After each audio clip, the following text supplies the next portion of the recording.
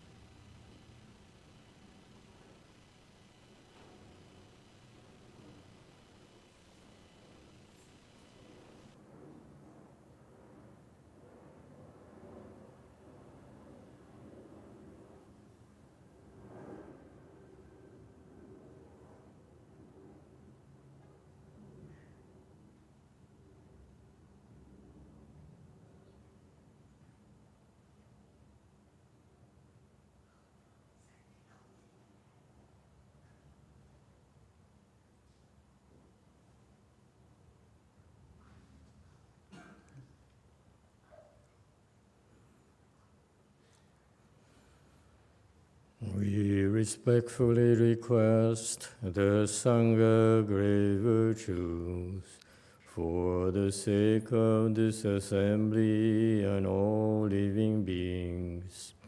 Please turn the wonderful Dharma wheel to teach and guide us how to end birth and death, leave suffering and attain bliss, and quickly realize non-birth.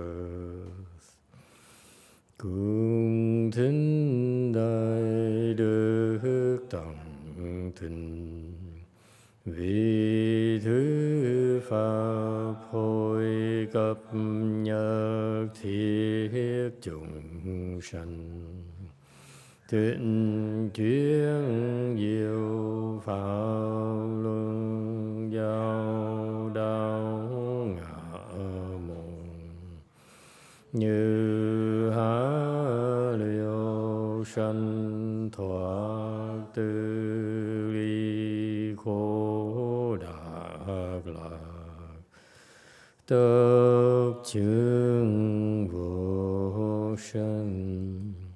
Homage to the Blessed, Noble, and Perfectly Enlightened One. Nam mô Sa Đan Thô Su Chế Đô Ye Ở La Hơ Đi San Miao San Pu Tô Xie.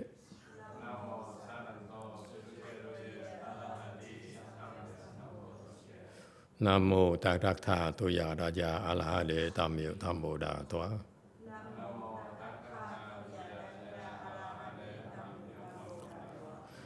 The unsurpassed, profound, subtle, and wonderful Dharma in 100,000 million aeons is difficult to encounter. Now that I am able to see and hear, I will receive and maintain it. I vow to fathom the thus come one's true and actual principles. Wu sheng sheng sheng wei miao fa bai jian wan jie nan zao yu wo jin jie wen de shou chi Yuan Jie Ru Lai Zhe Shi Yi. O Buddhas and Bodhisattvas, Great Master, Sixth Patriarch, Great Master YongHua, all good monks and nuns, and all good advisors in Emitofuo. Chư Phật Bồ Tát, kính thưa Lục Tổ Hòa Thượng, Kiên Thoa, quý thầy cô và quý vị thiện tri thức A Di Đà Phật.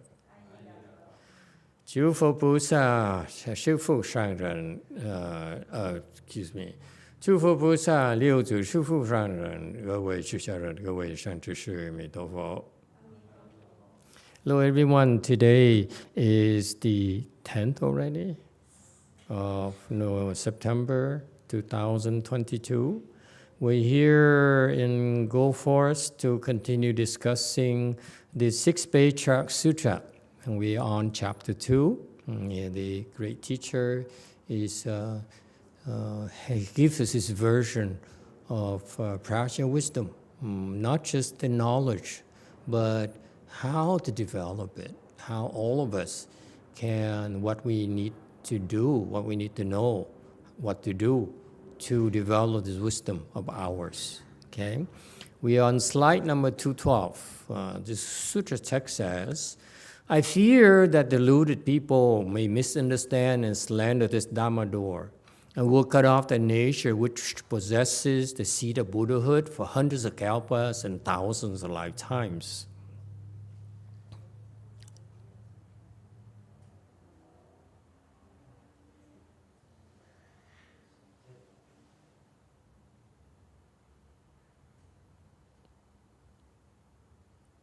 Anytime you're ready.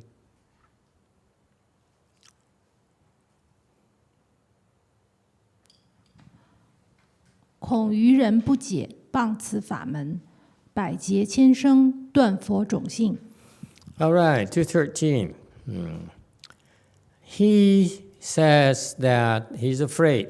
He says, He's been teaching us about the prajna, or our transcendental wisdom, how to develop it. And he says, this is very difficult for you to understand. It's very difficult for you to fathom this teaching.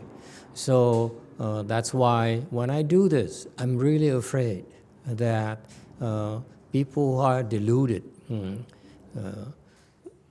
don't understand. That's the nature of delusions. We explain things to them, but they don't get it. And what do they do when they don't get it? They will slander this Dharma door. And what happens when you slander this Dharma door? This is very, very important things to remember. This is why it's so dangerous, a lot more dangerous than you realize. If people slander this Dharma door, it will cut off the nature, meaning will sever the connection to their Buddha nature, and that Buddha nature will contain the seeds of Buddhahood. That's why when you sever the connection because of through your slandering thoughts, it's not talking about to slander with your mouth, but even with your mind. It's that dangerous. You sit there and say, what kind of nonsense is this kind of superstition the Chinese are engaging in? Anyone? If you do that, you have that thoughts, and worse said, you open your mouth to slander it, then you will disconnect yourself immediately. Thank you very much. Disconnect yourself immediately of your seats, from access to the seats of your Buddhahood. You become a Buddha because of these Buddha seats. Without these Buddha seats, is no way for you to open your wisdom and free yourself from all suffering and attain peace and bliss forever. And so this is why it's so dangerous. It cuts off, you slander the Dharma, and it cuts you off from the nature which contains all the seeds of Buddhahood. For how long? Hundreds of kalpas and thousands of lifetimes. That's how severe it is. And this is why, as a teacher, we have the responsibility to make sure that we don't let others, give others, expose others. This tendency to slander the Dharma.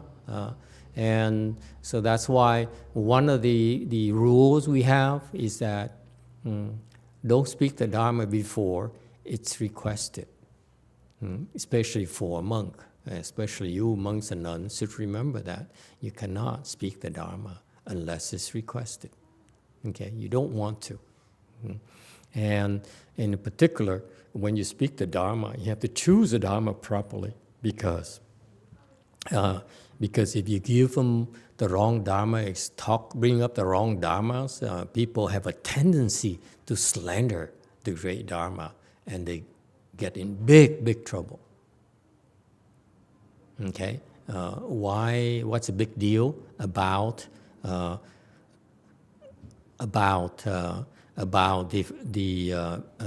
slandering of the Dharmas? It means that if you cut off from the seats of your Buddhahood for so long, that means that you're condemning yourself to suffering for that long of a time period. You brought it upon yourself. It's no one else's fault. Is that clear? This is a very, very serious offense.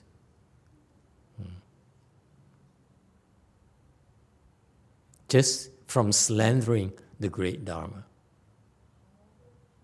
Let alone stabbing your teachers in the back and stabbing a 6 patriarch in the back and so forth. Or someone tried to later come to try to cut his head off. Some Korean rich man, he said, I I got this brilliant idea. I will send people to China and bring back the 6 patriarchs' head, put it in my house so that I can make offerings to it every day and increase my blessings. This is even worse than slandering a Dharma. Okay? All right. 215, Sutra text. Good knowing advisors. I have a verse of no mark which you should all recite. Those at home and those who have left home should cultivate according to it. If you do not cultivate it, memorizing it will be of no use.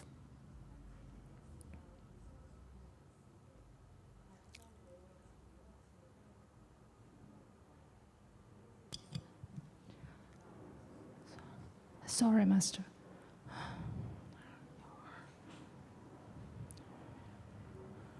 215. Yeah, I got it. 善知识无有亦无相诵，各须诵取，在家出家，但依此修。若不自修，违纪无言，亦无有益。 All right. 216. He says, in order, because this teaching is so important, the instruction is so important, so the 6 patriarch says, I will put it to you in another way. And so we have this verse here, this verse of no mark, that all of you should recite. What is a verse of no mark? This all of you refers to the 4 assemblies, fourfold assemblies, meaning layman, laywoman, left home men and left home women. Okay, so that's called the fourfold assembly. So lay people and left home people in general. So it says, all of you cultivators, whether it's left home or at home people, you should be reciting this verse of no mark. Okay? What is no mark? The verse of no mark. What is the verse of no mark? The verse, how can it be of no mark? A verse has a mark of a verse already, right? The verse is different from a prose. Prose is like spoken language. When we speak, it's called prose, okay? And a verse is something that rhymes maybe, has a certain structure, okay? And so meaning that this verse here has a certain structure, therefore it has marks. How can it be a verse of no mark?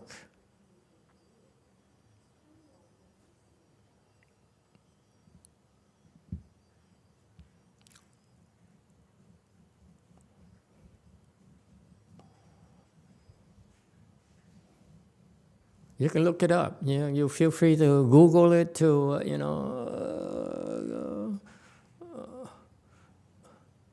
Google duck it, whatever. Is it Google duck? Duck Google? Duck Google. Okay. Okay. What is it? What is a verse of no mark?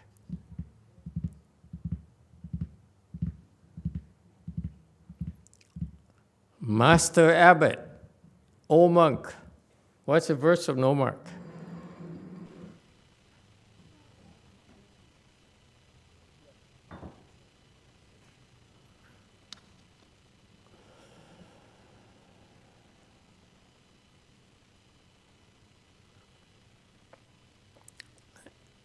And the young abbot, you know where I'm going. A Di Đà Phật. Kệ vô tướng đó là một bài thơ, một bài kệ dạy mình cứ theo cái đó thì mình biết được cái vô tướng là thế nào. Theo cái đó mà thực hành. Cũng như ngón tay chỉ mặt trăng vậy, theo cái bài kệ này đi rồi sẽ biết được cái vô tướng.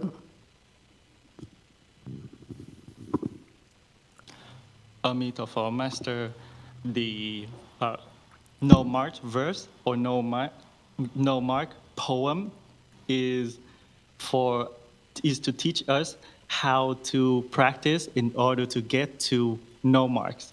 It's just like the analogy of pointing the moon to using the finger to point to the moon.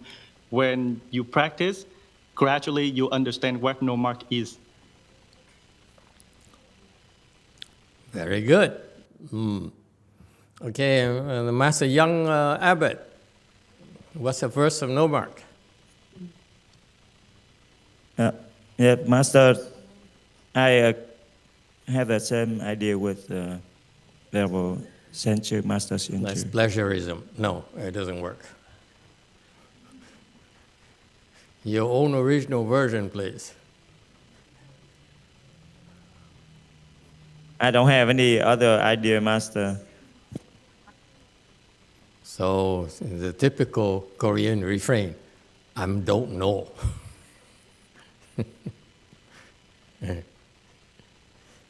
Okay. I was peeking at the verse itself to see how I should slice this for you, the no mark thing here. I'm looking at this and see what he's getting at.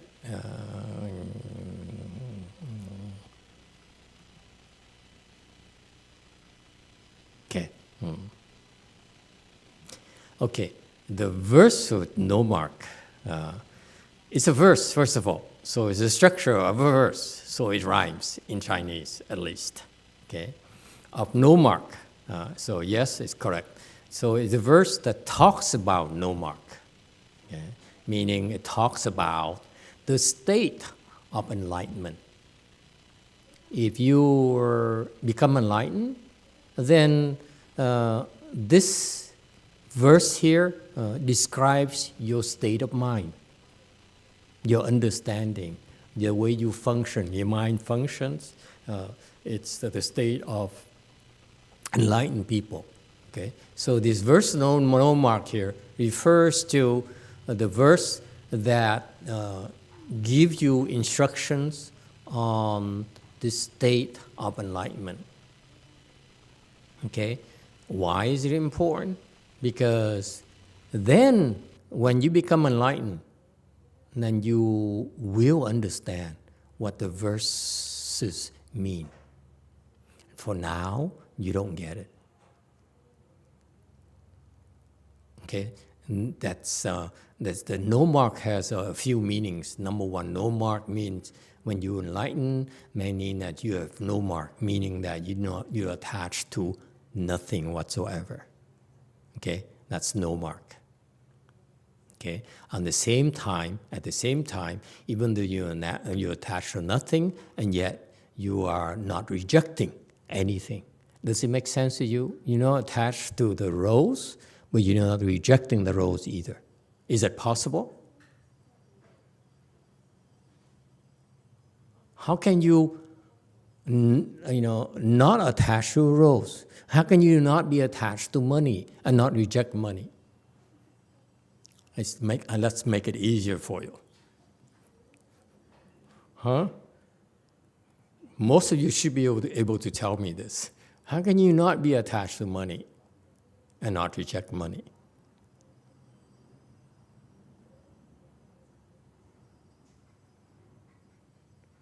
Wei Mountain.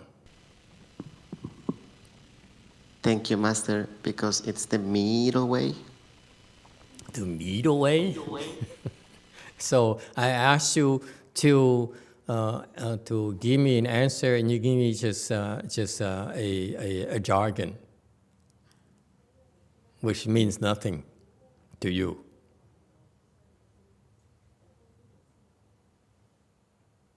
Because I feel you don't understand what the middle way is. You don't know what the middle way is. You cannot quote something that you don't understand.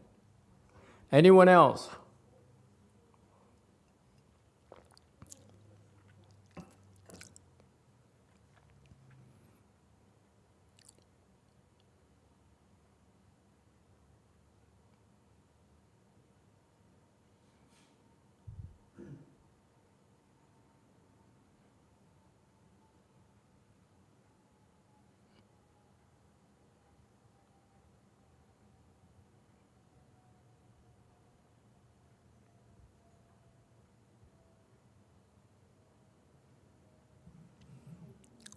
Yes.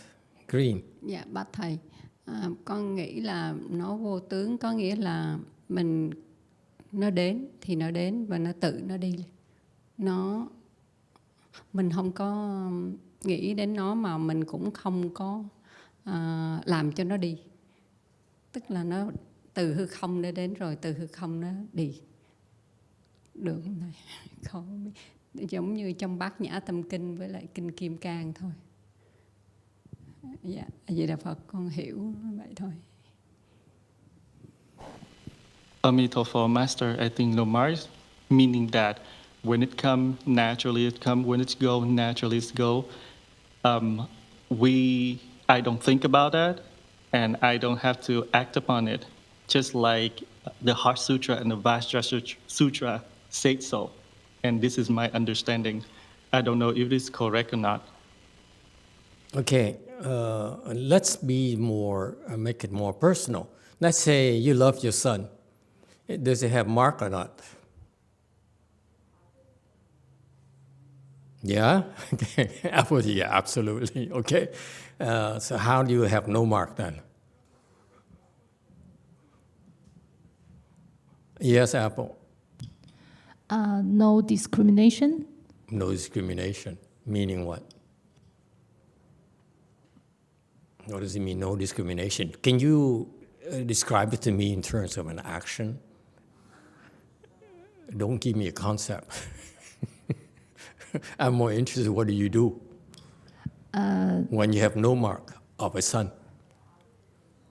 Not only love your own son, you love all the people, all the children. Then you attach to the mark of loving all children. Okay. Huh? You see the subtlety here?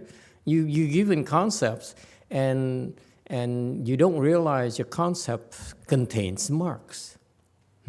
It contains attachment to that knowledge.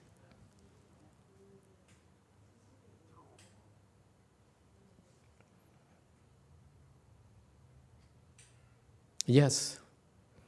Chinese person, you can speak in Chinese. Give her a microphone.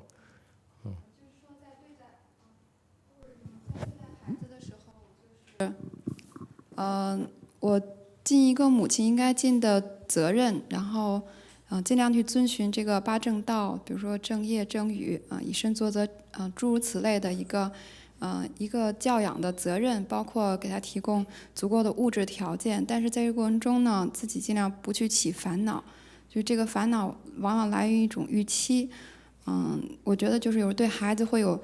对自己的孩子的预期就很高，如果说有预期就会带来烦恼，所以有烦恼的时候就可以反观一下自己是不是又有一个预期了，就是他其实和所有的孩子是一样的，他们就是有他自己的人生一个轨道，我在这里面只是一个外援吧，尽量做好一个助缘的一个角色，然后给他提供一个比较好的一个环境，然后尽量也能就是说首先成为一个正直的人，然后其次呢，如果有机会和这个佛法结缘，也就是尽到自己的责任吧，就是不起烦恼在这个过程中。Pretty good. But I think I understand about 70% of it only. It's the 30% that worries me. Translation. Don't, it's no time to take a nap now. Who's translating into English? Huh? Zhihong? What happened to Zhihong? Is she still there? We have the Chinese team, they have a lot of faces.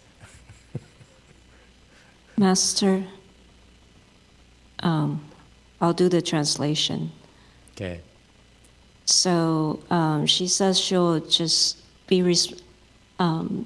responsible, be a good mother, and do the mother's responsibilities, and not to get afflicted, and understand that she's only the external help to the children.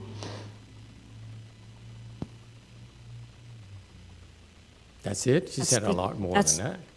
Yeah, that's the gist of it. And basically, the main thing is not to get afflicted. Yeah, and, but why do I need you? You only translated 70% of the same thing I understood.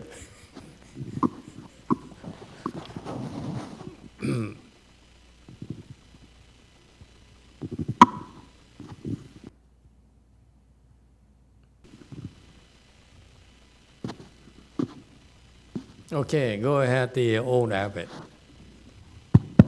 A Di Đà Phật. Ví dụ một người thương con thì nó là một chúng sanh, mình cũng giống như bao chúng sanh khác thôi. Mình biết mình với nó đều là vô tướng, tức là một cái duyên vật chất cho tinh thần nào đó thành cái thân của mình và thân nó và tất cả những chúng sanh khác.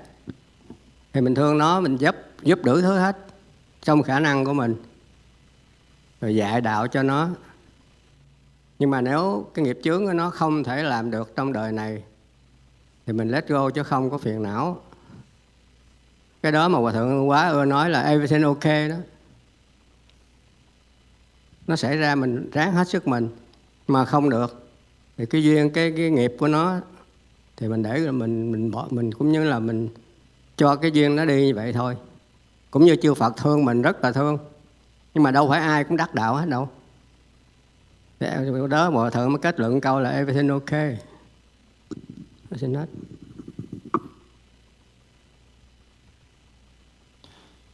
Emitofuo, Master, for example, just like one person loving her son to death, they think of that son is a living being itself, just like many other living beings. So we understand that that living being is no mark. It is created by the spiritual and the physics of itself. So we can help them within our ability. But because of their karmic retributions in this lifetime, if they cannot make it, we just have to let go of that affliction and attachment. Just like Venerable YongHua has a saying, everything is okay. Just like the Buddha, even though the Buddha loved every living being equally, but not everybody will attain fruition. Just like everybody else. Very good. Okay. First of all, you all are very well read. All your answers are very good. All of them. Okay? I'm impressed. Including those who didn't say anything. You understand no mark. I mean, that's also is pretty impressive. If you understand no marks, there's nothing to talk about. Okay? Very good. Okay. But that's all talk. Okay? No mark here is we're not questioning your understanding. This is where the understanding is overrated. Okay? Everyone can explain to me what no mark is, and you're able, you demonstrated, all of you, even at 70% of my comprehension, that's no mark. I agree, okay? Very good. However, the no mark here doesn't refer to knowledge. It refers to what? A state of being that translates into action. So, for you to say, I understand no mark, is not quite it. No mark here refers to what you do then.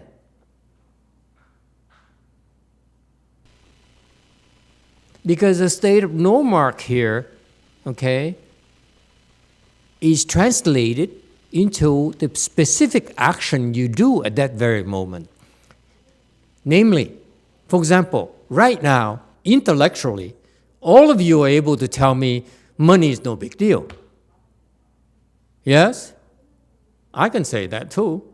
When you have no money, who cares? It's easy. Okay? So, you see, you have money, you say, I have plenty of money, what do I care? I have no money, you say, I don't have no money, so what do I care? Okay? So far, so good? Now, no mark doesn't refer to your thinking. your beliefs. It refers to that very moment when you're faced with a test. Okay? Can you look at money as nothing? Can you look at your son as nothing? Can you look at your husband as nothing? Can you look at your beloved wife as nothing? That's when no mark counts, not before. Before we can talk all we want. And that's what Master Hsuan refers to. Since we all are talking about Master Hsuan, you all refer back to him, okay? That's what Master Hsuan talks about. Tests. What are you going to do? Yeah? Huh? You're a vegetarian, but someone gives you some Wagyu beef steak. Huh? What are you going to do? You claim you're poor, and you're not attached to money. And they give you a check for $10 million. How you react to it? I remember when I first started, I was poorer than dirt, okay? And I met this Vietnamese guy who is an entrepreneur. And he's the brother of that acupuncturist. He's a doctor, well-known doctor, international fame, okay? If I mention his name, you know, but if I do, he's going to sue me for slander. Okay? He's so famous. He's very famous. And so he started this company that he sold equipment, okay? Junk, okay? Basically junk, okay? He's OBS. So he met me, and they're into I Ching. So he said, ooh, I know today there will be important guests coming. So he and his lieutenant went out and bought a tray of $10 jackfruit. You know, jackfruit, the Vietnamese have this thing where they buy a lot of fresh fruits and they put it into a tray and they sell it. So it's like for $10 you get, instead of having to buy the whole jackfruit, you just buy a tray and you can eat for lunch and so forth, okay, as for snacks. And this is a highly desirable jackfruit because it's orangey in color. Okay, so it's even sweeter and more fragrant than usual. So he bought a tray of jackfruit just to give me. Okay, and I said, wow. And I said, sorry, I don't eat after lunch. What does that mean? I have marks. Okay, I don't eat after lunch. Okay, so I admit, okay, but I put on air, so I don't eat after lunch. So he said, seriously? So anyway, I talked to him, and he was very impressed because I Ching said, this is, what is it? Quý nhân, so it's a noble person or whatever, okay? There's such a thing in I Ching. You ask the old monk, he'll tell you. So anyway, and then he invited me back to his other office. He has lots of offices, and he showed off his machinery, his new inventions, and so forth. At the end, he says, I like you. Let me tell you, I tell you what. I want to support your Dharma propagation. Let me give you $2 million. And in my heart, I say, my heart nearly stopped. I said, $2 million? Wow! That's it. I can retire now. I made my point. I accomplished my goals. That's it. But, I'm trained to have no marks, so I didn't even move at all. My eyes didn't even budge. So I looked, so I'm sure he does it to every single monk or nun. So he looked at my eyes, see how I did. I didn't move my whole body. My reaction usually, because we train for this, okay, we do Chan. So we just don't move at all. Nothing moves, not even a hair moves. So he was impressed. So he said, So he kept on talking to me. And 5 minutes later, I said, you know what? I think 2 is not enough. I tell you what, I will sell my stock in my company and add to the 2 million and give you 6 million. I nearly passed out. He knew my price is $6 million. So that's a proof that it's no mark, okay? I do have marks. That's the whole point. My point being that intellectually, you can speak about not attached to money, but we all have a price. Yes? Huh? You know what mine is. I can be bought. Okay? So it's the same thing. You talk about love, you talk about money, we talk about ambition and so forth.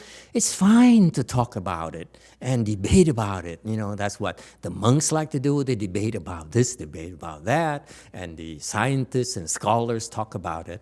But the real test for us in Mahayana is, what are you going to do when I give you, a check for $70 million?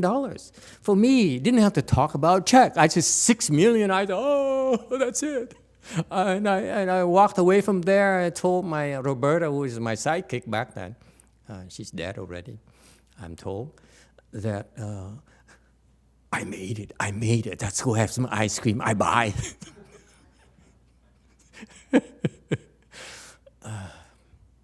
How embarrassing. Okay? Yeah. And so the no mark, that is what it's about. The no mark refers to the real test is when you have to do something about it. Okay? Are you going to be afflicted? Are you going to be attached?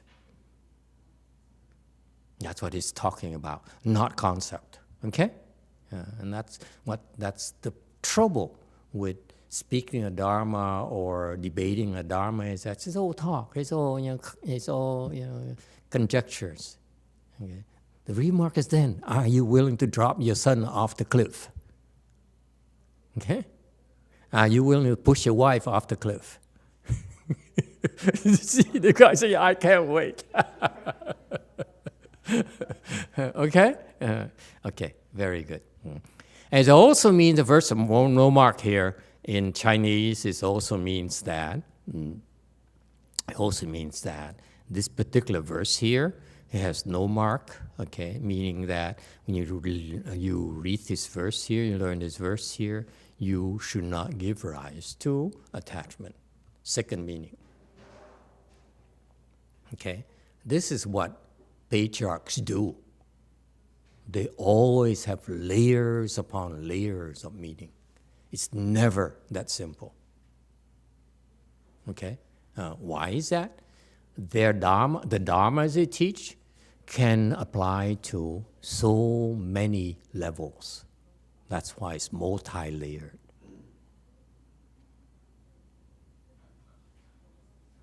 That's why, in particular, the Chinese language, okay, is best suited for that, because the Chinese language, Sanskrit, also, they have multiple meanings.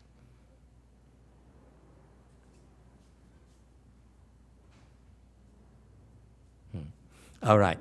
And so you should all recite. So recite. He says, this verse here is for you again to recite.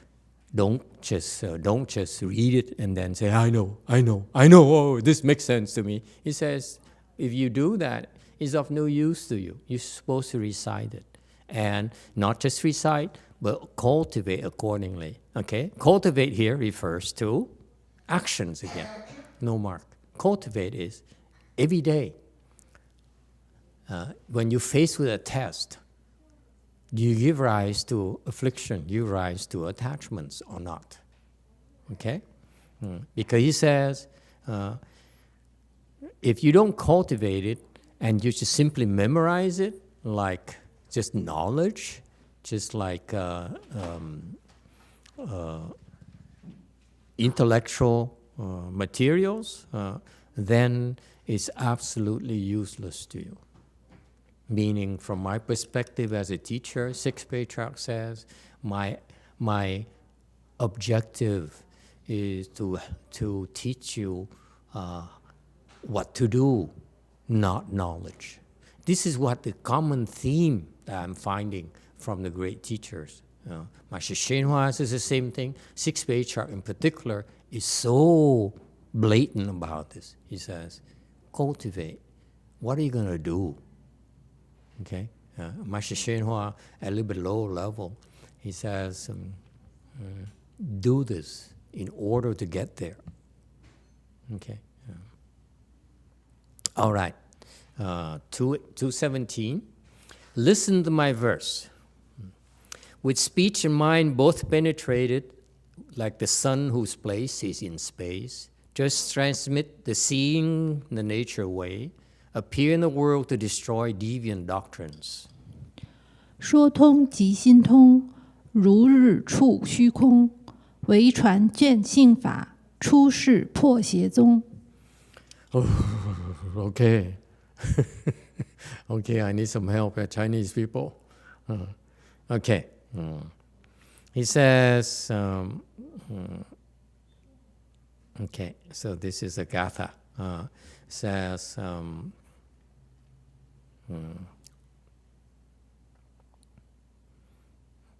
okay.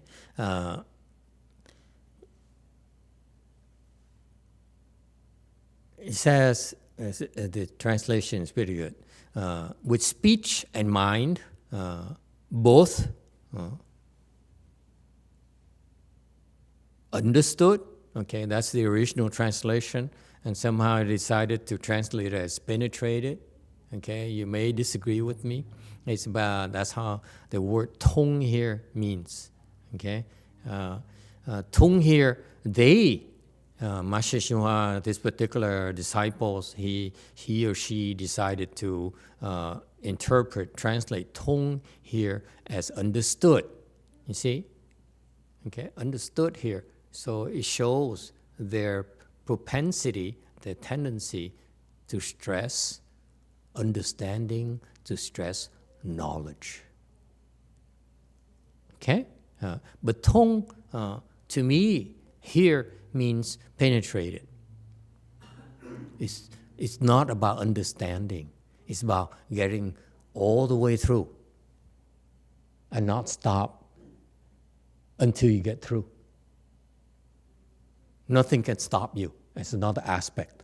Penetrating, tong, is mean you can throw obstructions at me, I will go through it.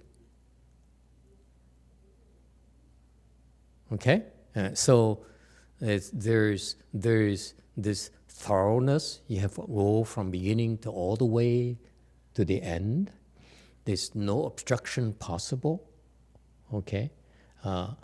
And there's also the concept of penetration, of connection, meaning from where we are to where we're supposed to be.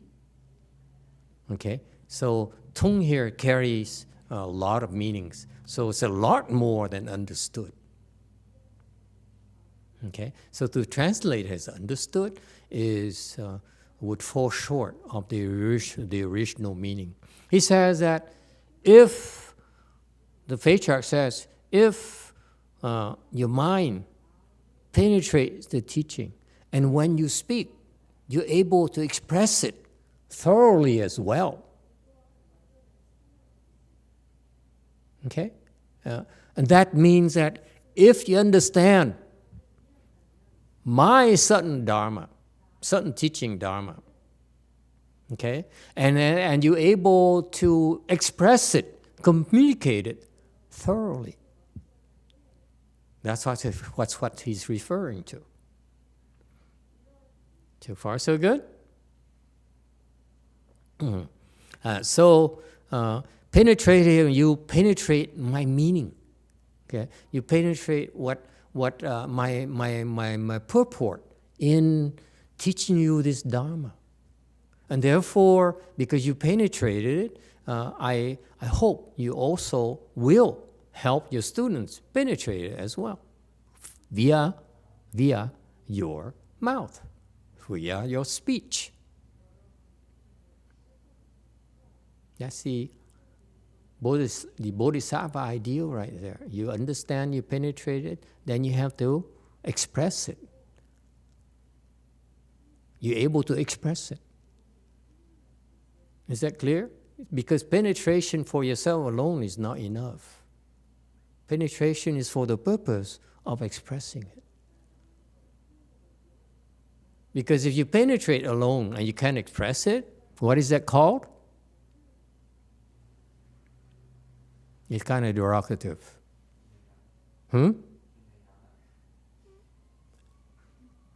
Hinayana, Mahayana. Hinayana, Mahayana. Okay? Because you stop at understanding. You can't express it. Is that clear? Okay. Like a sun whose place is in space.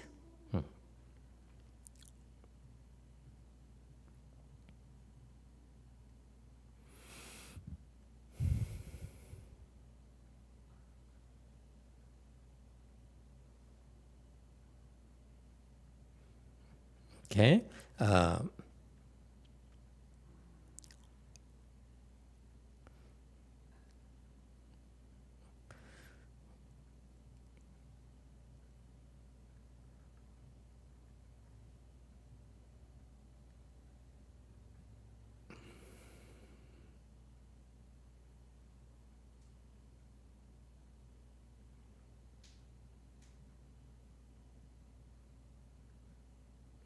The translation is okay. I would like to, I'm thinking about whether I should add empty space because there's a Xu Gong here. Xu Gong here has a Xu Gong has this connotation of false. Okay, so to translate it as space, it means leaving out this false concept. Okay, so can we improve it a little by saying like the sun who places in empty space? Can we fix it? You are fixing it. Oh, you have many skills.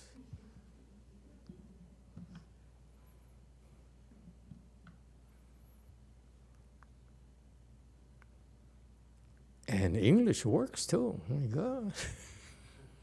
Okay, very good. Thank you. And make sure you fix the original as well, please. Okay, next. Very good. Next, Wei Chuan Jin Xing Fa.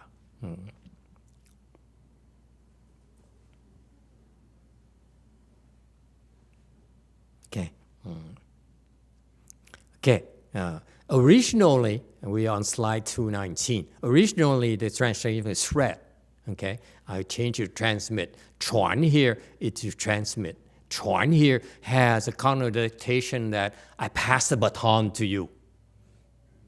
Okay, I pass it on to you. Not spread. I choose you to take my baton. Is that clear? I choose you individually. It's not a casual thing. I choose you. I choose you. Okay? So spreading is incorrect. Okay? Just is also not that good.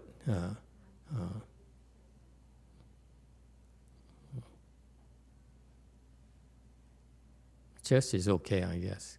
How do you feel about simply? See, I change my mind constantly. Next week, when you ask me again, I might come up with something else. Depends on how much I eat for lunch. Today, they gave me some food, and more and more came. In the end, I said, enough, I can't anymore. So the three things I wanted to taste, but I couldn't. Speaking of no mark. Okay, so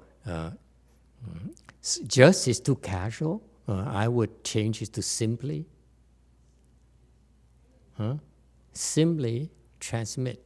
Don't talk, just transmit. Simply transmit. Just is too familiar. Simply is a little bit more formal. Okay? So she's changing it.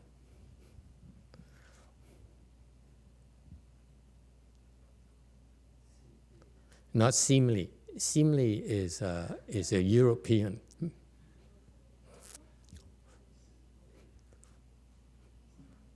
SIMBLI.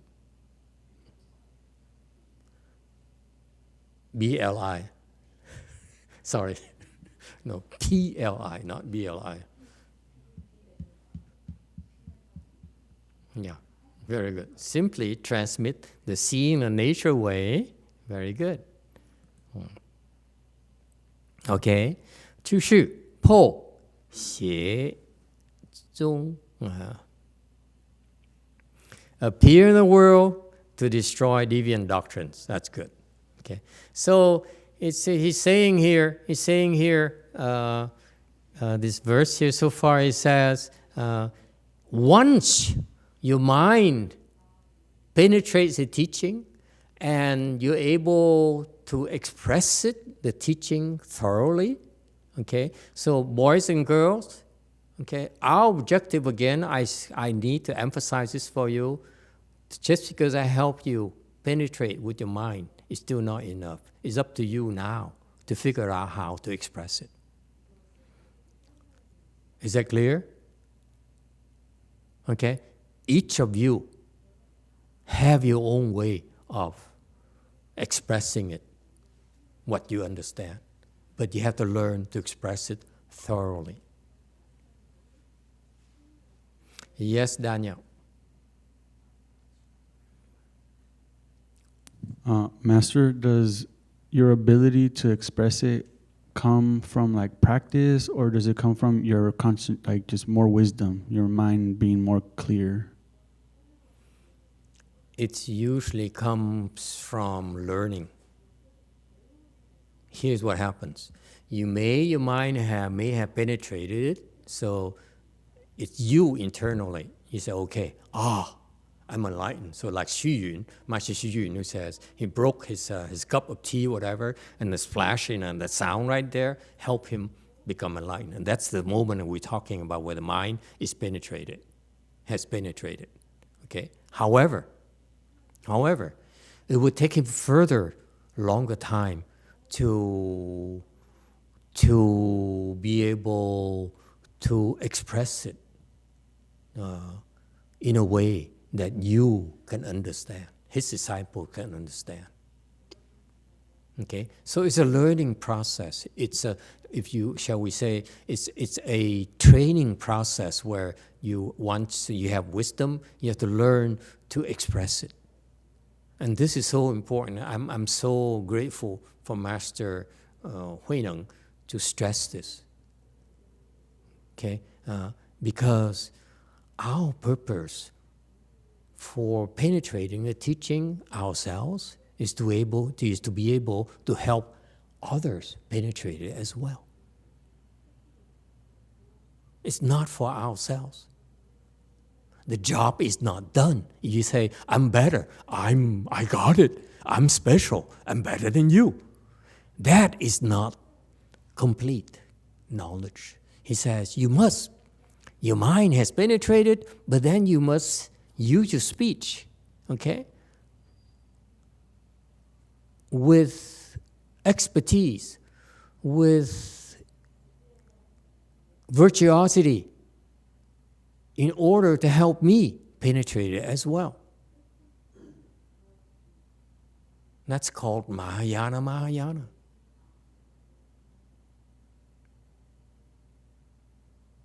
Okay? Like the son who plays, he's in empty space. So he says, once your speech and mind are both penetrated, okay, then, can you fix this? Then at that point, it's like the sun that is in empty space. Okay? Just transmit the seeing the nature way, and appear in the world to destroy deviant doctrines. Okay? So you must appear in empty space. You don't hide. You're supposed to. If you penetrated the Dharma, okay, and you're able to explain the Dharma, okay, then you must be like the sun in empty space.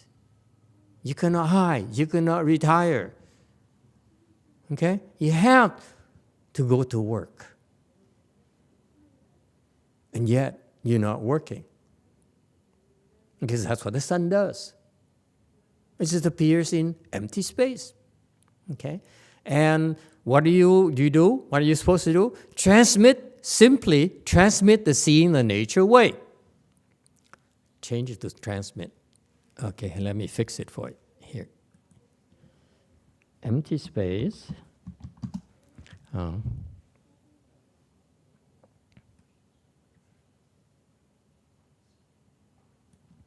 Simply, okay, transmit the seeing nature way, appear in the world to destroy deviant doctrines. Okay, and so you are like the sun. If you have accomplished both the mind and the speech skills, okay, then you must be like the sun in empty space, in the sky there, okay, and you simply transmit the seeing the nature way, okay, and like the sun appearing in the world to destroy the deviant doctrines.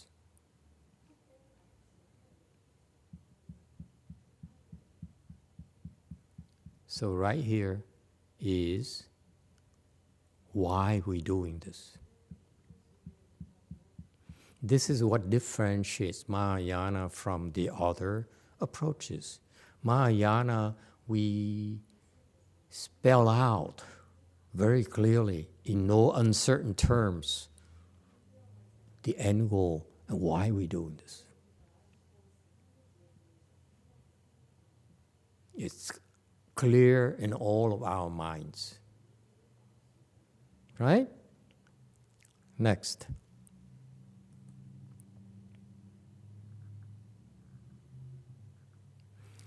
(220) Dharma is neither sudden or gradual. Delusion and awakening can be slow or quick. But deluded people cannot comprehend this Dharma door of seeing the nature. 法即无顿见，迷悟有迟疾，只此见性门，愚人不可惜。 Okay, 221, commentary. He says, a caution. He says, Dharma, the Buddha Dharma, is neither sudden or gradual. He says, our Dharma, the Buddha Dharma, the Dharma that the Buddha taught, the Dharma that I'm teaching you, and the Dharma you should be teaching, is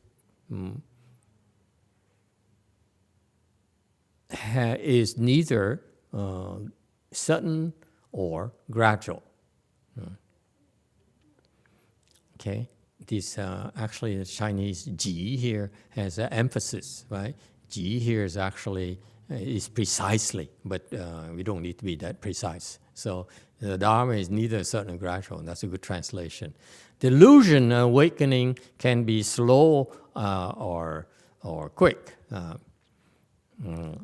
And again, I changed the translation a little bit to make it more interesting, more accurate. It says 迷悟有迟疾. Okay. Okay. So delusion awakening can be slow or quick. It's not R. Okay. So whether you deluded, or whether you enlighten, or whether you have a small awakening or big awakening, that can happen slowly or quick. So there is a pair here. Okay, they're opposite each other. So he's talking about the Dharma. The Dharma we're teaching is neither sudden or gradual. Okay, don't be stressed out about this gradual teaching or sudden teaching. Okay, he's been teaching a sudden teaching. Now he says, it's no big deal. Okay, don't be attached to it. So that's so typical of Mahayana. You teach you, and then you say, it's no big deal. Just it's garbage anyway. Okay. And delusion awakening can be slow or quick. And it doesn't matter whether you have the sudden or gradual dharmas. Okay, the recipient people, that's what matters.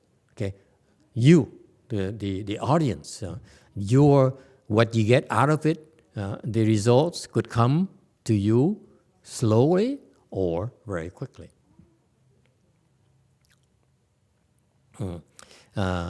愚人不可惜 I don't know this word, this character.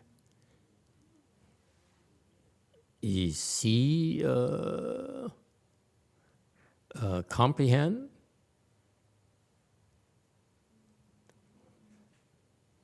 不可惜 Okay, so the context seems correct. He says, but deluded people, stupid people, cannot understand, cannot comprehend this Dharma door of seeing the nature.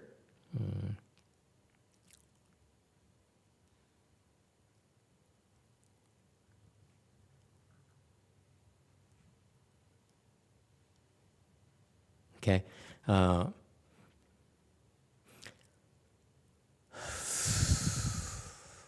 Okay, and then he's talking about here, he says, fundamentally, when people are deluded, doesn't matter, you explain to them, they don't get it. It's frustrating like heck, like you're trying to explain to your children mathematics, and they don't get it. Okay? So he says, what you can understand this is that fundamentally deluded people are not capable of understanding what you're teaching. So far so good. This is a Dharma door of seeing nature. Here they're not translating. This continues on to the next verses. So this is no longer grouped by 4, but he says there's a continuation. He says only this Dharma door of seeing a nature, and it will continues on next. All right?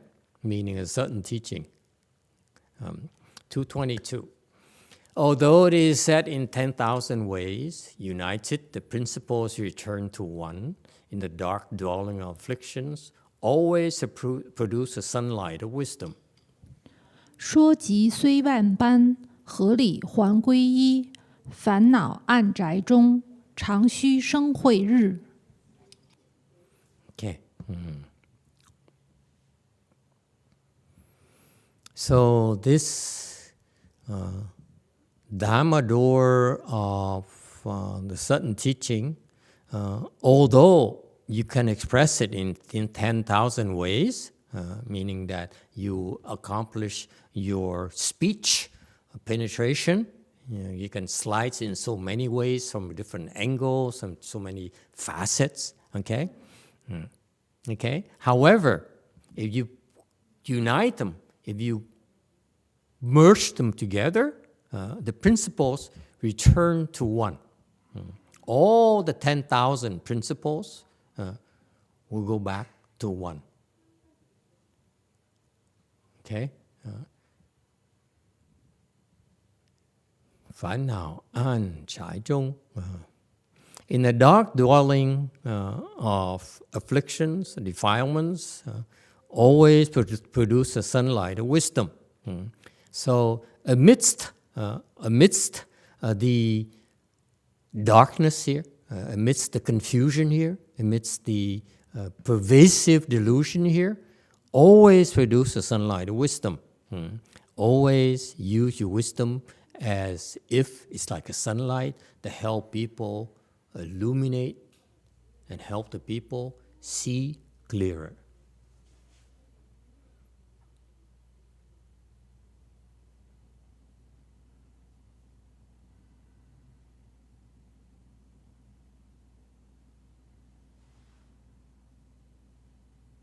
So that's why Mahayana training is so difficult to teach. You go, you learn the world, you are learning knowledge, you learn, and you learn how to cook, and you become a great chef, you make money, you become famous, you become a star, okay? It's measurable. Whereas in Mahayana, what is the big deal after you become enlightened, after you have wisdom? You, among all the defiled people, among all the afflicted people, among all the confusion, you only produce the sunlight of wisdom. You just shine the light and you do nothing, you do say nothing. You help people see better, that's all. They don't even know, they don't even notice. Like the sun. You notice it's the sun, and you know there's a sun that's just shedding lights on nature, on our world. You take it for granted. Ungrateful people. So do this and don't expect gratitude. Don't expect a reward. And that's what you are enlisting yourselves for. No glory, no recognition, only ingratitude. Only afflictions.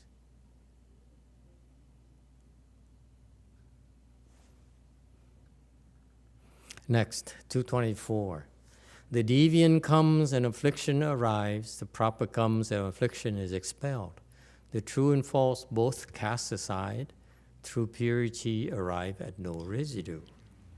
邪来烦恼至，正来烦恼除，邪正俱不用，清净至无余。 Okay, 225. Memorize, remember this. When deviant comes, affliction arrives.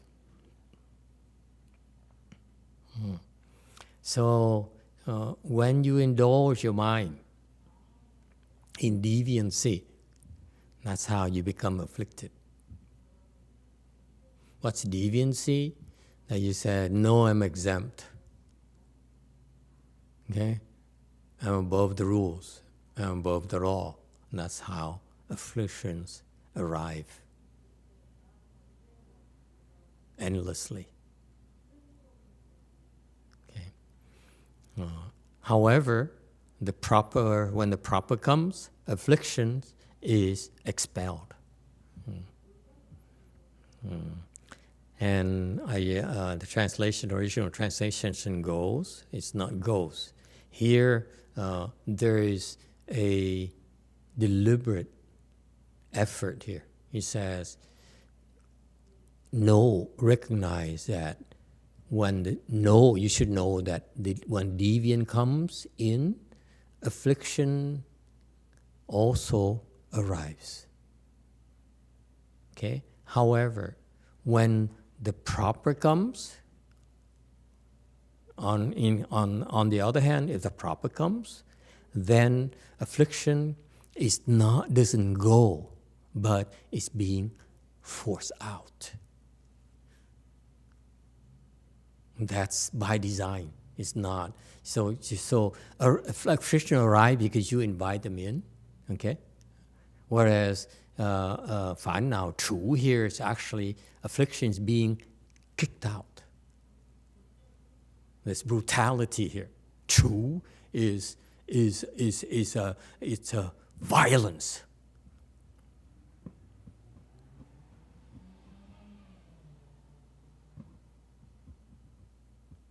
Affliction arises effortlessly. Okay, when the deviant comes, afflictions comes in effortlessly. You invite them in because you open the doors. However, when the proper comes, then affliction is being kicked out. That's called 对联. Chinese called 对联 right here. It's beautiful. It's very precise. You see, arising effortlessly is opposed to being forced out, being kicked out. There's a conscious. There is a deliberate attempt, a deliberate process of kicking them out. It doesn't happen naturally. You have to take the effort to get out. Whereas affliction comes naturally when your mind is deviant, when your mind indulges in deviant thoughts, affliction comes naturally, okay, without any effort. But when your mind is reset on being proper, then now, in contrast, you have to make the effort to kick them out deliberately. Okay? Sorry.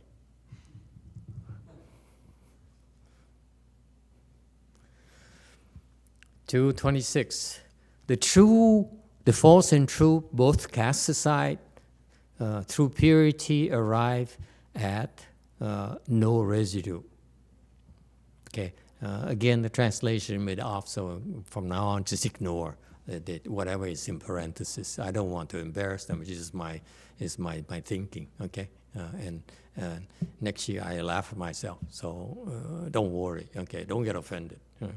Don't be attached to this either. It's not a big deal, okay? The true and the false and true both cast aside. Is not true. That's correct. This is so wrong. That's the wrong translation.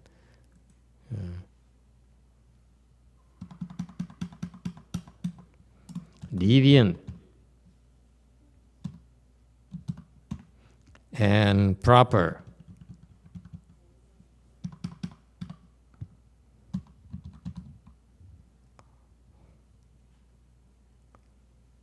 Ju bu用.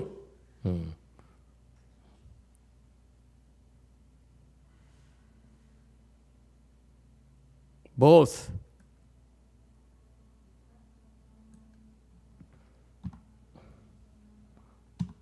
unutilized.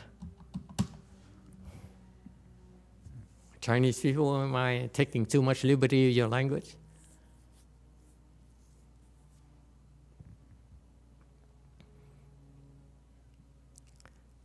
Okay. 敬写具无样，敬写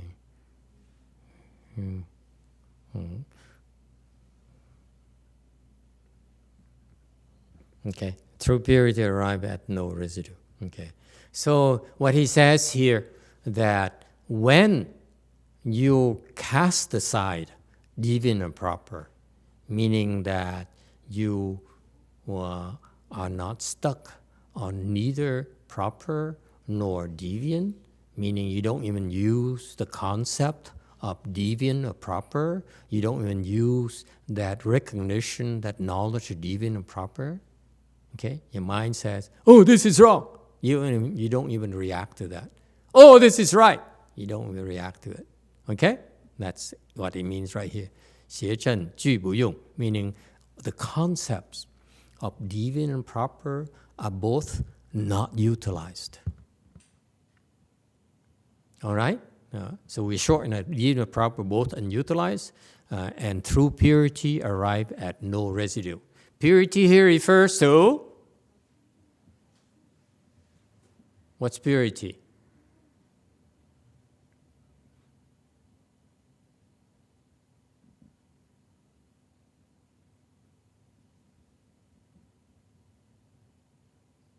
What's purity?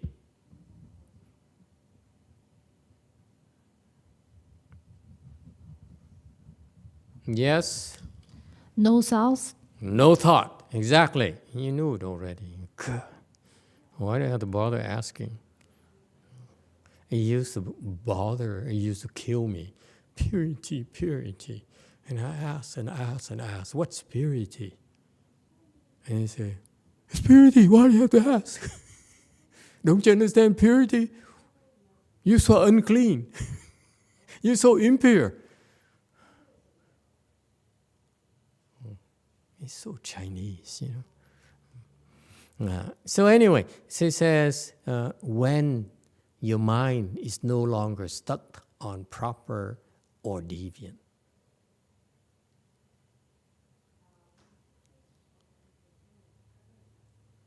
So why do I call Hinayana Mahayana?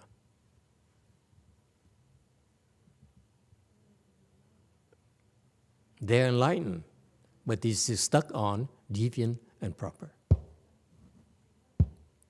They don't realize it. They don't realize it's an attachment to deviant or proper. Deviant is Hinayana. Proper is Mahayana.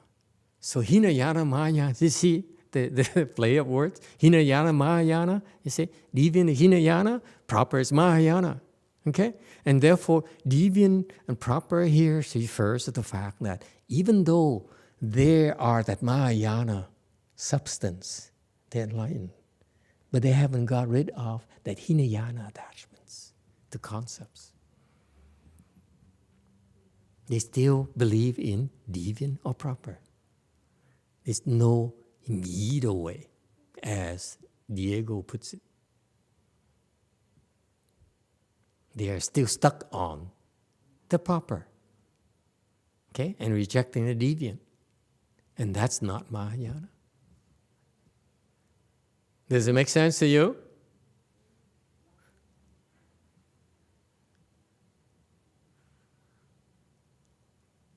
And if you ever dare do that, I will slap in your face. I promise you. Can we make a deal? Anyone? Stick out your pinky so that I know I will slap you when the time comes. Serious. Okay, 1, 2. Well, the Chinese are not into it. They say 3. Okay. 4.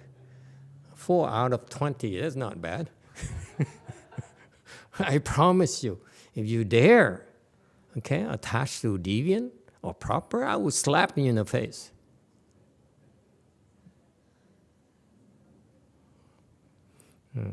And through purity, meaning don't think about purity, don't think about deviancy, don't think about proper. That's how you arrive at no residue, meaning that you arrive at enlightenment. The nirvana of no residue, or the nirvana of enlightened people, of the bodhisattvas. The arhats and pratyeka Buddhas have a nirvana with residues, meaning they still have attachments to their knowledge. Meaning they say, I know what's proper, what's not proper. That's Hinayana. Whereas Mahayana says, screw proper. That's when you can slander the Buddha and you're still safe. Before you become enlightened, we tell you, don't you slander the Buddha. But after you become enlightened, say, screw Buddha. Yes, sir. The reason for not being attached to deviant is for your to help others, or what's No. The reason you don't want to be attached to deviant is because if you still attach to deviant, you cannot become enlightened. You attach to deviant. You need to attach to deviant when you start out. At your level, you need to stay away from deviant. First step is don't do deviant things for you to make it. Once you get to that point, okay, then you will be trained further. This is why it's very subtle that unless you are prepared, unless you train properly, what I mean by prepared is that you need to know right now. You need to be prepared right now, so that when you get to the point where you reach the point where you're supposed to be, it's very easy for you to become attached and you don't realize it. And the worst part is that you will no longer listen. That is so dangerous because you say, don't tell me, I know it already, don't talk about it. Oh, Master Shiva says so. Oh, Sixth Patriarch says so. Oh, and you know everything already. I met too many such idiots because they're not prepared. How are they prepared? How? Huh? You girls, new girls, how are you prepared? They don't know, that's why I ask. New girl, how are you prepared? You, Chinese person, did you eat lunch?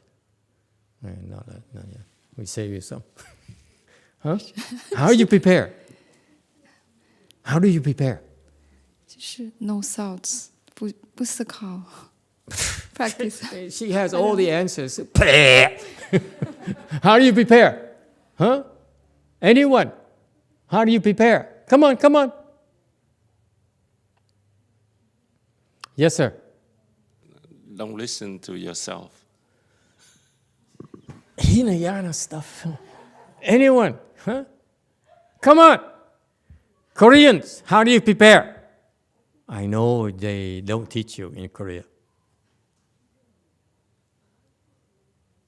How do you prepare? Master Z, if they don't give the right answer, they don't eat breakfast.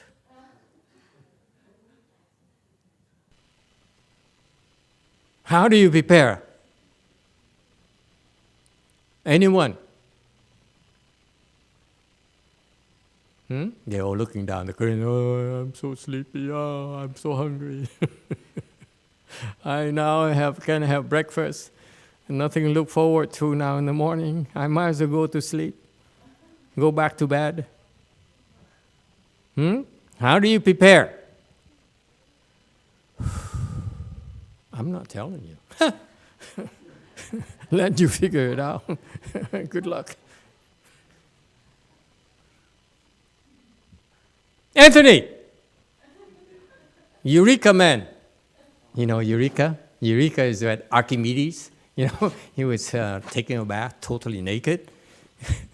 and he couldn't figure out his problem, how to measure the weight, whatever. So he took a bath and he sat into his bathtub. And the water came out. And he said, Eureka! He ran to the market. Eureka! Eureka! That's Eureka man. Master, how do you prepare? Master, is it to follow your good knowing advisor? Very good. You prepare by only pre-programming, okay? Because by then you are so full yourself. I'm warning you. When you get there, when you get to that state of no self, you will become so full with yourself. You don't listen anymore, except for one thing. That's why you said, don't listen anymore, except for one exception.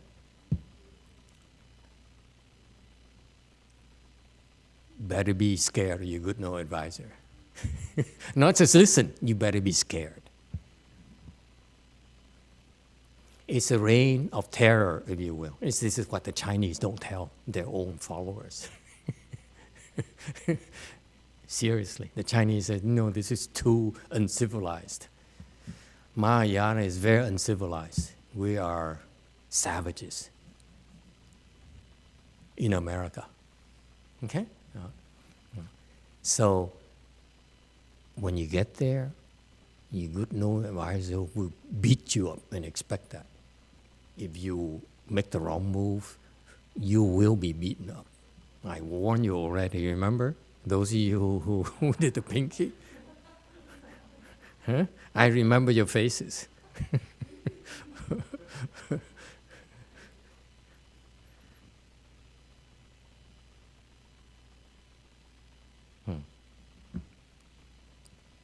It's very, very tricky. You know, Koreans, let me tell you Koreans, it is so tricky that you need to be properly prepared and guided along the way in order to speed it up. If you don't, okay, you will be suspended like many Sunims. They get there, they got suspended. So for you, all of you, Koreans, Vietnamese, Chinese, Americans, Mexicans, etc. Okay, the one rule of thumb is that be scared of that one person, that's all. Be prepared to be abused.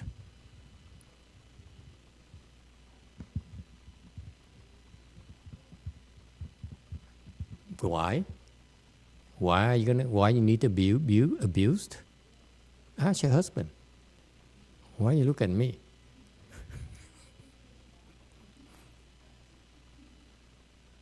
Mr. Giggling. I like this.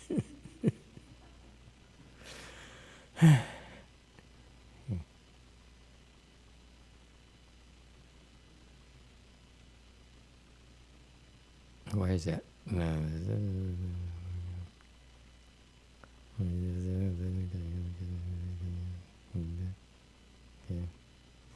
Because you cannot understand.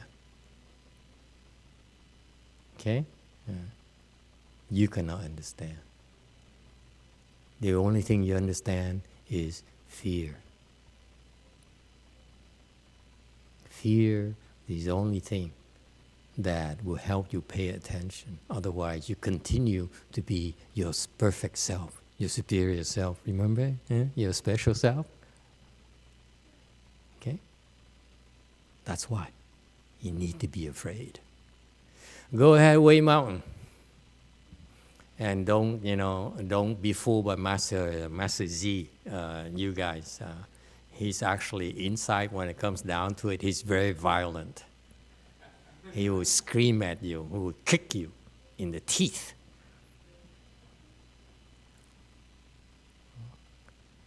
Way Mountain. Master, did you say when you get to the level of no self, that's when you're really full of yourself? When you get to the level of no self, here is that there's a problem that not only for the Hinayana people, but also the Mahayana people, they have this problem. I met some of them. Actually, I met a few of them, and they know so much that they're so sure of themselves. They're sure they know. And what they don't realize is something called 所知障, the obstruction of what is known. What they don't realize, their own knowledge is stopping them. That's why it's so scary. Okay? So that's why it's no arguing with them. They smile and they're nice, and you're nice to them until that moment. That's when you slap them in the face and kick them in the butt and say, wake up and don't sue me. Okay? This is the modern time. You have these stupid rules that you can't sue people for being brutalized. I mean, come on.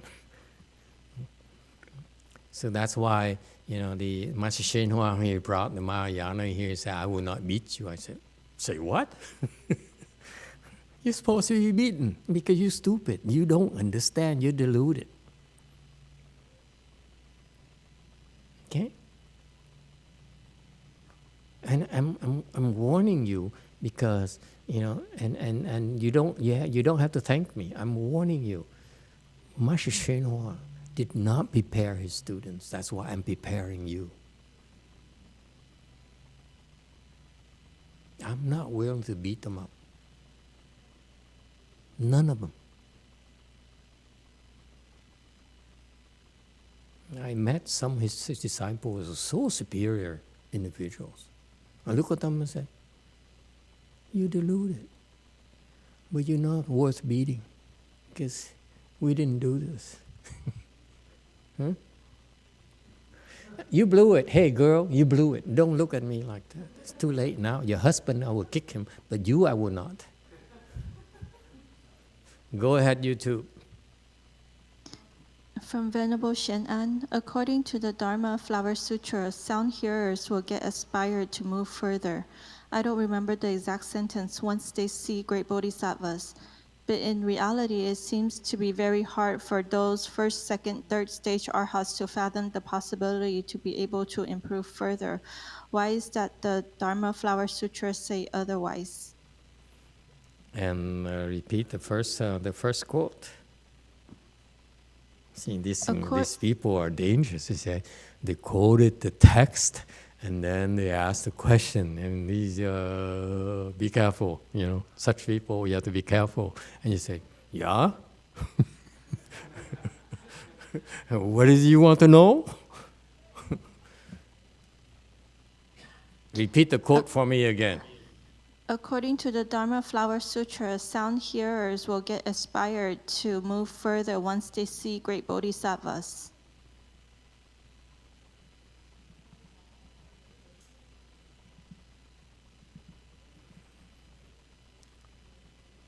Does it mean all of them? Not all of them. For example, for proof, Master YongHua is a great bodhisattva. There are a lot of sound hearers he met. I will not mention names, but they didn't aspire to go further because they said, I don't need you. I'm probably more famous than you are, have more money than you are, have more disciples than you do. You should follow me.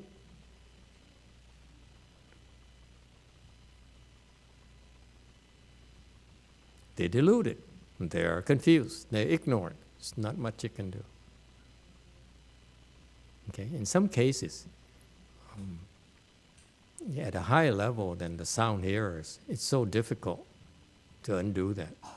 And that's why I find it personally deplorable that my peers, in my Guo generation, some are got to pretty remarkable levels, but they got stuck because they're not prepared properly. So in a way, Master YongHua is helping you. Because if we don't prepare you, you're going to have the same problems. Now, I can't let it happen. Okay? Would be the end of Mahayana, American Mahayana. You see, when you think about it, and again, I'm going out on a limb, please don't quote me, and just keep here and delete this portion on the YouTube thing, okay? We agree? Okay? Don't let them hear this, okay?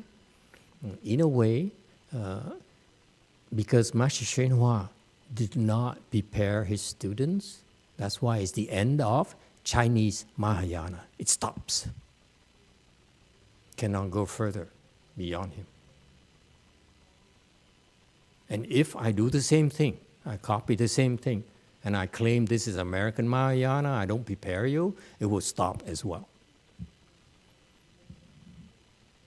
That's how serious it is. So in a way, Master YongHua is helping us see the advantage of not being first, that you get to watch what's going to happen to you. All right. Where are we? Okay. And that's it, I guess. Oh, there's more. 227. Bodhi is the original self-nature. Giving rise to a thought is falseness. The pure mind is within the false.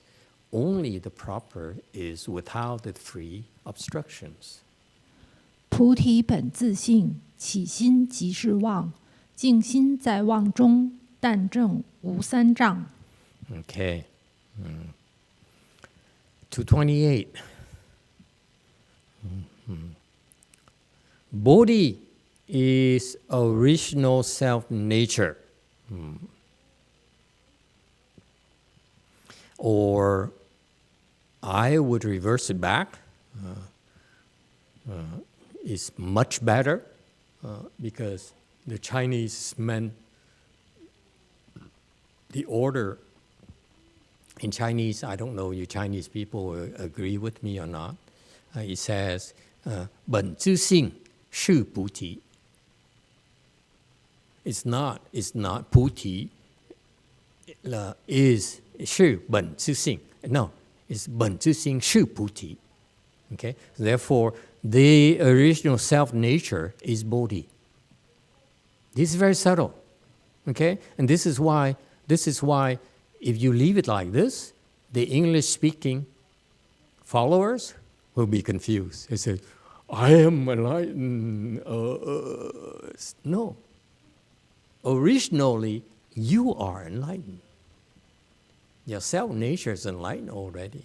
Because of eating too much bibimbap, that's you are confused.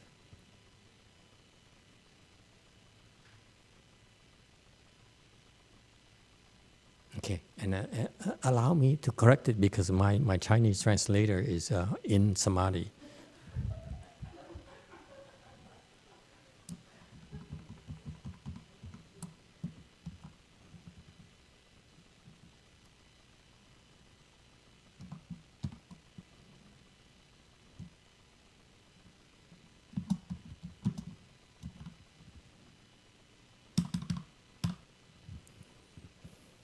Does it help? Chinese person?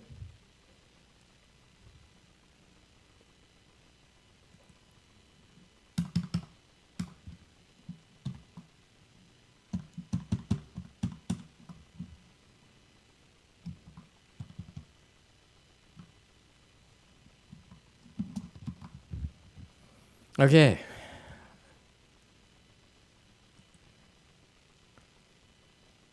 Okay. So, the original self-nature is Bodhi, okay? 即心即是妄.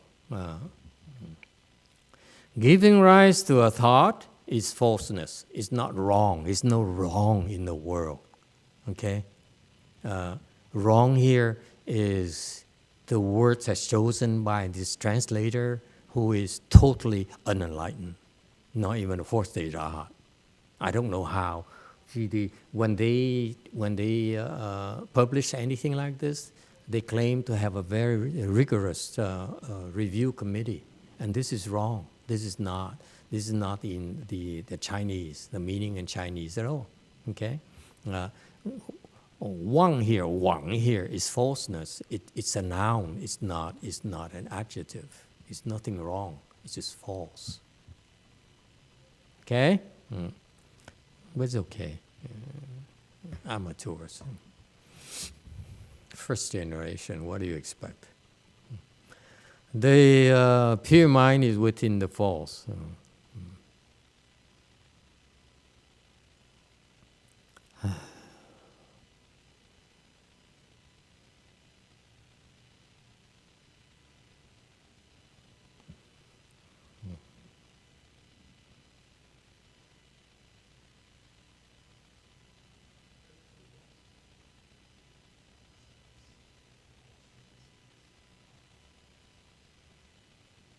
It's okay, but it's, the translation's correct. But let me explain it to you because I'm tired of fixing these things.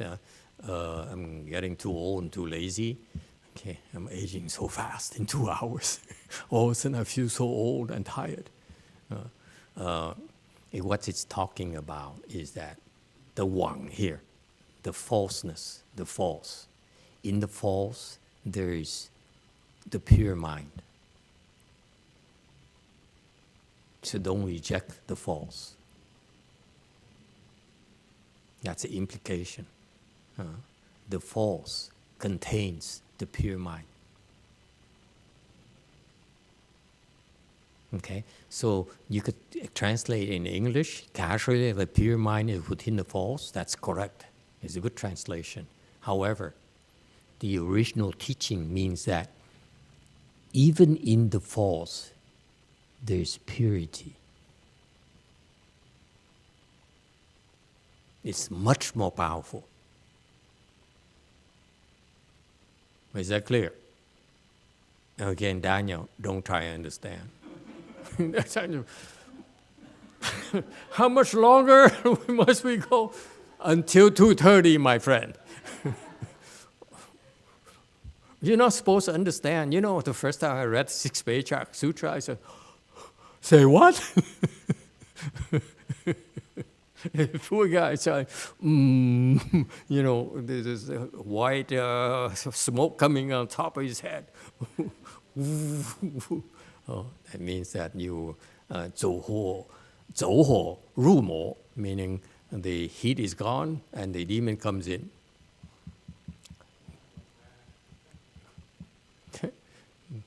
See, the Vietnamese are smart. They said, I ain't touching the chanting here because I don't want to go 走火入魔. Huh? Yeah. The Vietnamese is very smart. They tell each other, do not do meditation. You hear? And you're going to go crazy.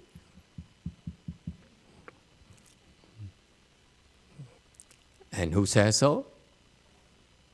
The demon says so. You realize that? Demon taught them. He said, if you meditate, you will go into demonic states. Okay? That's the demonic. That's the demon's creation. It's not experience. Yeah, it's not our problem. JMT. 헬로 마스터. 질문이 있는데 그러니까 집에 맛있는 과자가 있어가지고 절에 온 애기한테 제가 집에서 가져온 과자를 주게 되면 그 애기가 저의 과자 때문에 그러니까 손해가 되는 건지를 질문 드립니다. 그러니까 이 질문 드리는 이유는 절에 애기들이 오는데 착하기도 하고 그래서 뭘 좀 주고 싶은데 제가 뭘 주는 것 때문에 그 애가 보기에 손해가 가는 건지 좀 걱정이 돼가지고 그래서 질문 드립니다. Thank you, Master.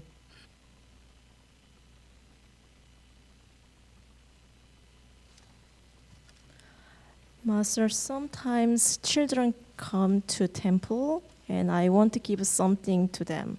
So if I give some cookie to the children, do they lose their blessing? I'm worrying about if I give cookie to children, they might lose their blessing. Who warned you? Names. We want names. 이름을 대세요.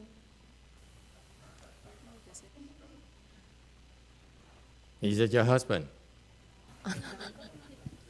아니요, 그 절에 온 어떤 여자 불자님의 아이들인데요. No, some other. Is it Yipche?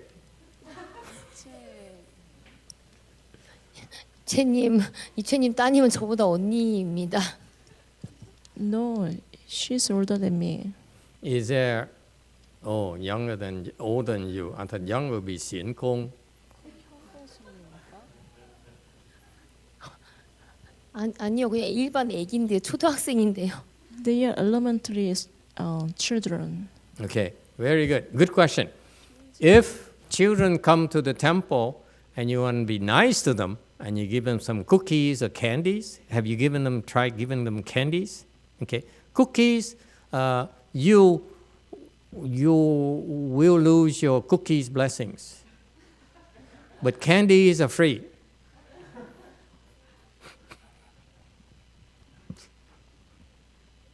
You get it? Okay? So give more candies. No more cookies. I'm kidding. Okay. When at our temples, I don't know about the other temples. In our temples, when we give things out to you, it's Master Z's blessing that's gone.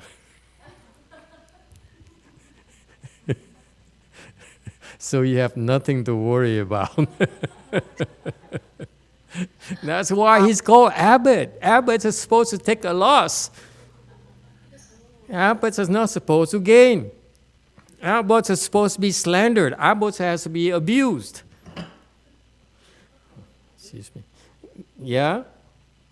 아, 마스터, 그게 절에 있는 과자가 아니라 저의 집에 있는 제 과자입니다. 마스터지 과자가 아니고 저의 개인 과자를 절에 온 애기한테 주면 그 애기가 저의 과자 때문에 보기에 손실이 되는 건지를 질문드립니다.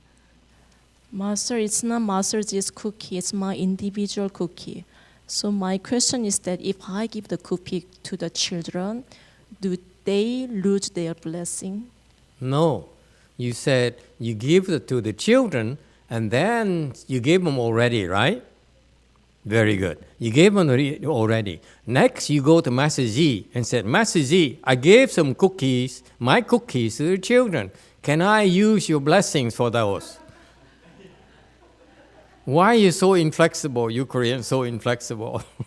We Americans have workarounds all the time. Before the facts, after the facts, during the facts. Okay? Nothing stops us. And he's Vietnamese, he's used to it. The Vietnamese is very crafty. They come and they say, can I use your blessings, Master? You're supposed to be compassionate.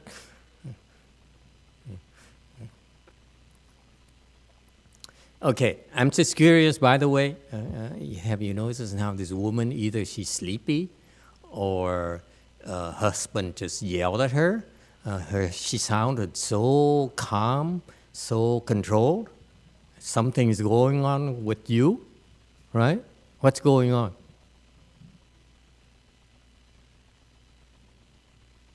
Huh?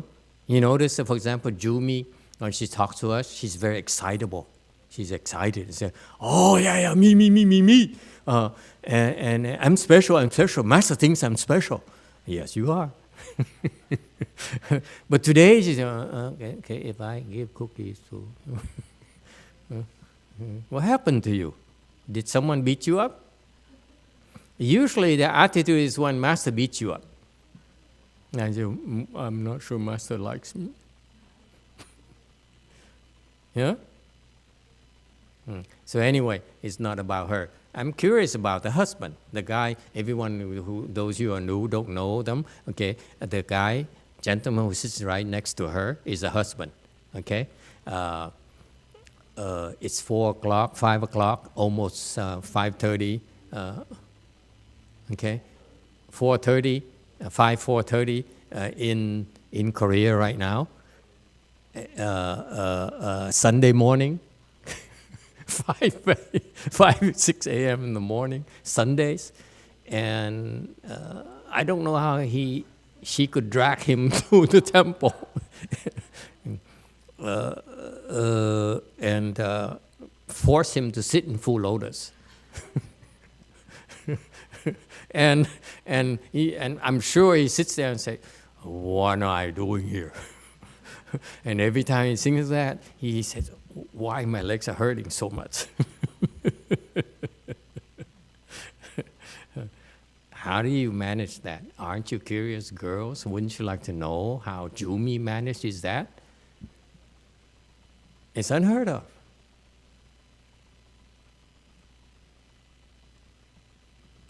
Hello, Master. Hello. 안녕하세요. 처음에는 그 주미 씨가 저를 보산사로 데려오게 하고 결과부자를 한 게 맞습니다.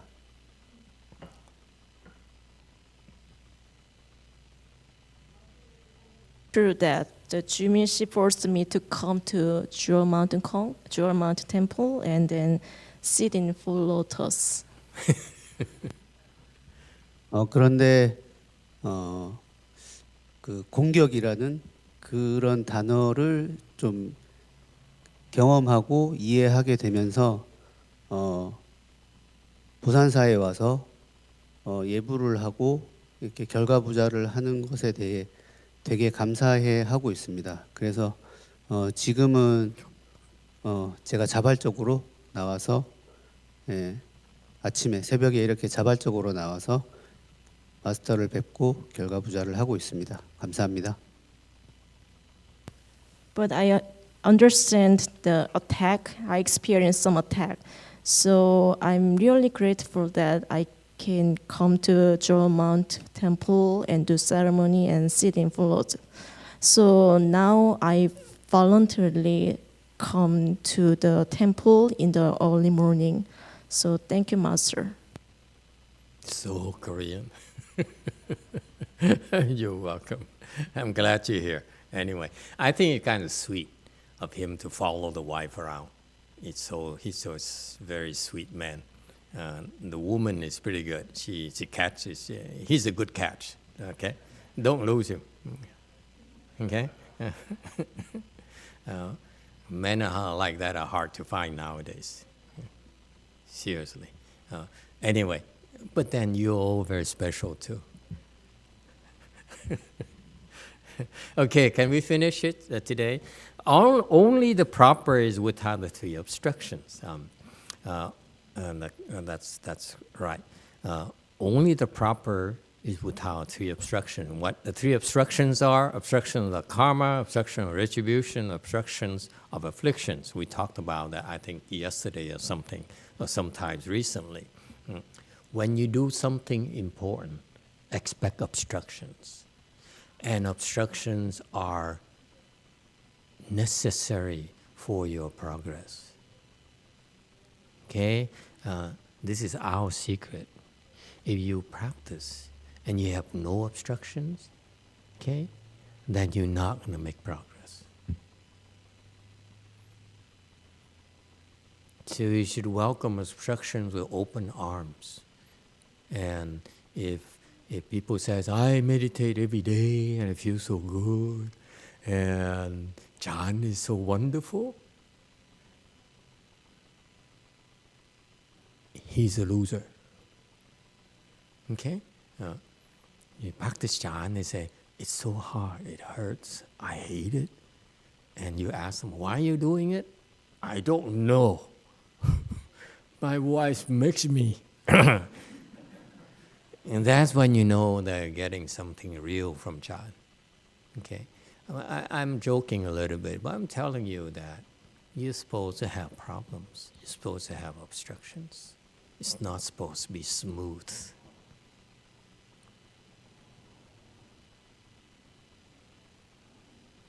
Okay? This is not what the Westerners want to hear. Okay? And now the Asians are following the Westerners' way, and they adopt the Westerners' value system. Your children are like becoming, half pale-faced. Okay? And it's sad because originally, the Mahayana training, the Mahayana cultivation is fraught with obstructions. It's so many obstructions. And the Chinese, the way they train their people is very simple. Shut up. Don't complain. Don't justify. Take it. That's all. And they, in the value system and the culture, it's perfectly acceptable. If a figure of authority tells you so, you swallow it. You don't question why. Okay? But now, with the Western culture, Anthony says, I don't know. It doesn't make sense to me. It's illogical.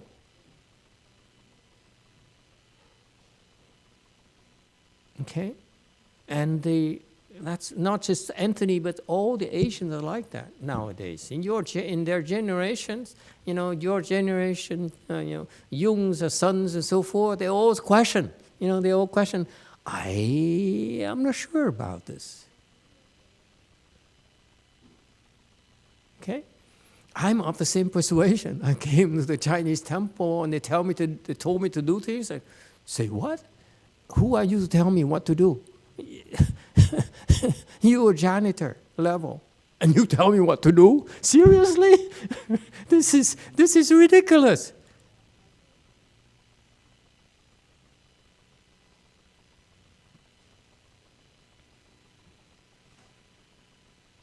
But cultivation, the spiritual path is different. Do what you're told and shut up. You can ask. But after, you just shut up and do it and endure it. It's no why. I don't need to give you a reason. You should be so grateful. You should be so happy. I even talk to you. I'm serious. My teacher, for 4 years, he taught me 2 times. Huh? That's it. Once, when I asked him to leave the home life. Another time, 3 times. Another times, and when I shaved my head, become a novice. Another time, when he yelled at me. 3 times. 4.5 years. The idea I say, how can you talk to me like that? You ignore me all these years, and then you come to me only are unpleasant, so unpleasant. Where's your upbringing? For us, it's unacceptable. It's so crude. It's so uncivilized. But you don't realize that if they feel that you're worth talking to, you're worth giving instructions, it's a gift. It's an honor.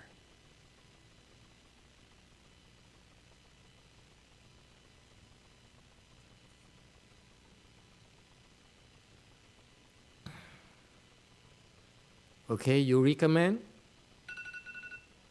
My time is up. Sorry, guys. I have to go. Saved by the bell. It's 2:30.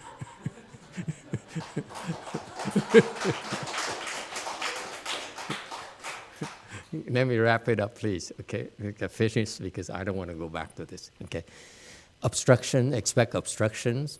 Okay, the reason you have obstruction is because your mind is improper. Very simple. This is so beautiful. The reason that you have so many problems because deep in the corners of your mind, you are deviant. You harbor deviancy. That's why you have so many obstructions. Okay? That's it for today. Thank you very much.